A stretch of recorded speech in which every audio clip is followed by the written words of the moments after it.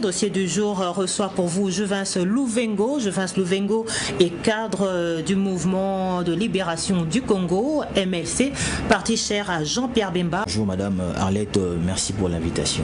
Je vous en prie. Nous allons parler de l'actualité, nous allons parler de la clôture des travaux de Nairobi, nous allons aussi évoquer le bilan du gouvernement Sama Lukonde, nous allons aussi évoquer les échauffourées entre police et SID, nous allons aussi parler de la loi électorale, du projet de loi électorale, le débat qui se passe actuellement à l'Assemblée nationale.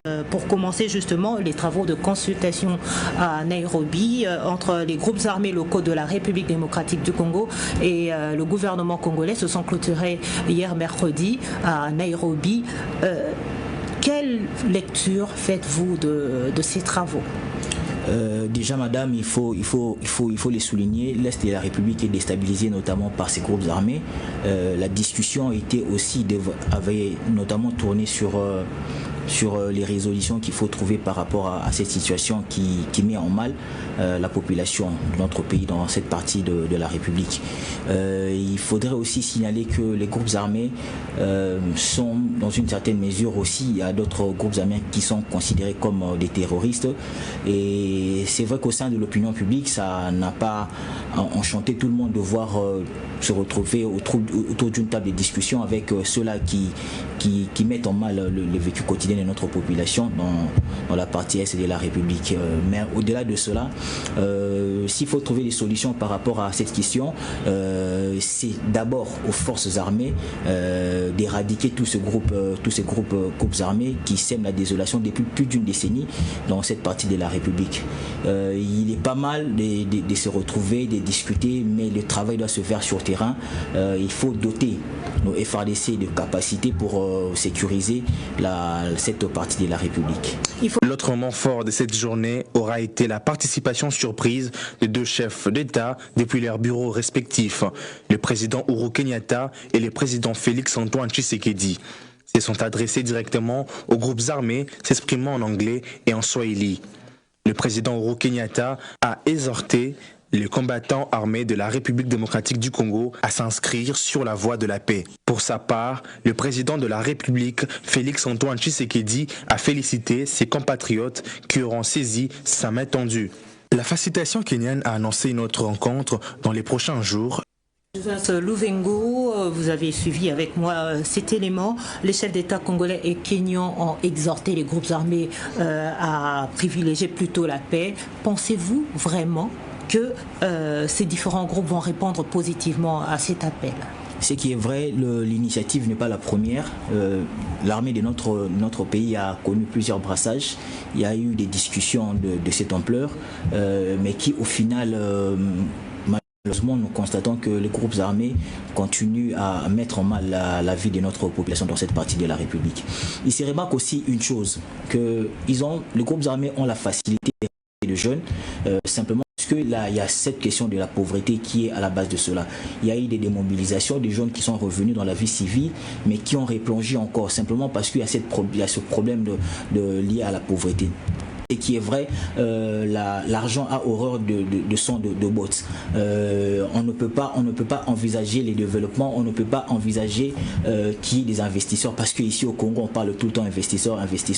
On ne peut pas investir dans un pays où on ne sait pas dans combien de temps, un pays qui est assez instable. On investit aujourd'hui, on ne sait pas à moyen, à long et à court terme. On ne sait pas évaluer ça, parce que du jour au lendemain ça peut barder dans cette partie de la République. Les mieux à faire serait que ceux-là qui préconisent aussi les groupes armés qui aujourd'hui parlent le langage de la paix, de déposer les armes, et pour permettre à ce que la partie Est de la République soit pacifiée, qui permettra à ce que la vie économique puisse être relancée, et pour mettre aussi un terme final à ce problème qui est entre autres aussi dû à cela, le problème qui est lié à la pauvreté. Et par rapport à ce problème de la pauvreté, mais est-ce qu'ils vont vraiment répondre positivement à cet appel lancé par les deux chefs d'État? Ce qui est vrai, je reste sceptique, parce que ce n'est pas la première, initiative en tout cas. Et puis aussi, il faut souligner que par rapport à l'accord d'Addis Abeba, il était question pour le pays de la sous-région, de la région de Grand Lac, de ne pas financer, de ne pas faciliter l'incursion de groupes armés dans différents pays de la sous-région. Il faudrait vraiment qu'on arrive à être franc. Il faudrait qu'il y ait un partenariat franc entre États de la sous-région, de la région de Grand Lac. Justement, on parle de la première phase des consultations entre les rebelles et puis le gouvernement de la RDC, car chacun des groupes armés, ceux du Nord Kivu, du Sud Kivu et même de l'Ituri, ont chacun déposé leur mémorandum à la facilitation dans lesquels ils reposent des voies de sortie de tensions armées dans l'Est de la RDC. N'est-ce pas là une façon, une voie de chantage pour la RDC, à la RDC? Ce qui est vrai dans notre pays, entre le dire et le fait, il y a toujours un creux entre les deux. Voilà pourquoi il faudrait que nous soyons rigoureux, qu'on ne se limite pas seulement aux déclarations. Il faudrait arriver à matérialiser les engagements. Et par rapport aux engagements, il est un peu difficile aujourd'hui d'accorder, c'est vrai qu'on peut accorder un bénéfice de doute à ces groupes armés, mais par rapport à l'histoire, s'il ne faudrait pas être dupe, on s'est dit que il faut être là, il faudrait que l'armée soit présente, il faudrait que nos forces armées soient présentes pour garantir, sécuriser les territoires nationaux. Et que dire du M23, l'aile Makenga, qui a été chassé des travaux? Ils ont été chassés, pas simplement chassés parce qu'il y a eu des informations comme quoi ils ont eu à attaquer aussi les positions de nos FARDC. Voilà pourquoi on est vraiment sceptique par rapport aux engagements, par rapport aux dires des uns et des autres. Le grand travail en ce qui concerne l'intégrité et la défense de l'intégrité territoriale revient à nos FARDC. Il faudrait que l'État mette suffisamment de moyens pour permettre à ce que notre population dans cette partie de la République vivent en paix. Un an du gouvernement Sama Lukonde, quel bilan dressez-vous par rapport au devoir de redevabilité de ce gouvernement dit des warriors? Madame Arlette, le gouvernement a pour mission la gestion quotidienne des affaires de l'État. C'est au gouvernement de mettre en place la politique du président de la République par rapport au gouvernement Sama Lukonde qui est arrivé dans un contexte où il fallait mettre fin à la coalition FCCK qui a permis à ce que le gouvernement Sama Lukonde puisse arriver. C'est vrai que les attentes sont énormes de la part de la population parce que dans notre pays tout est prioritaire. Tout est priorité, mais au-delà de cela, on peut dire qu'il y a des petits signaux qui attestent que la volonté politique est là. Il y a l'état des sièges qui a été mis sur pied, il y a de propositions dans différents secteurs pour tendre à l'amélioration de conditions de vie de notre population. On pourra dire que le résultat escomptés ne sont pas encore là, mais on ne peut pas aussi remettre en cause la volonté politique qui se manifeste par rapport aux actions dans différents secteurs.